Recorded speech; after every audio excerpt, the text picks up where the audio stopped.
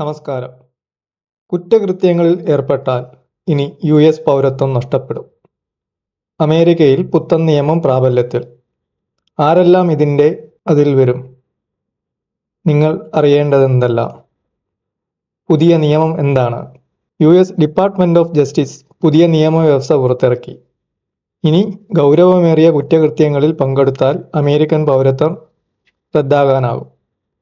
ഈ നിയമം കർശനമാക്കുന്നത് ഭദ്രതയും നൈതിക മൂല്യങ്ങളും സംരക്ഷിക്കാനാണ്. ഈ നിയമപ്രകാരം ചുവടെയുള്ള കുറ്റകൃത്യങ്ങൾ പൗരത്വം നഷ്ടപ്പെടാൻ കാരണമായേക്കാം.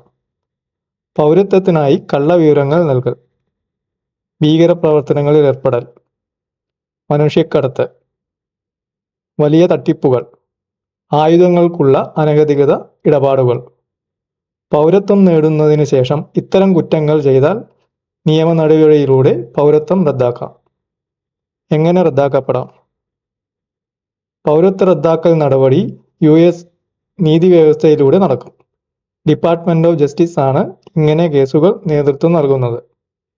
ന്യായപരമായ പ്രക്രിയയിലൂടെ കോടതി ഉത്തരവോടെയാണ് പൗരത്വം പിൻവലിക്കുന്നത്. ആരെ കൂടുതൽ ബാധിക്കും?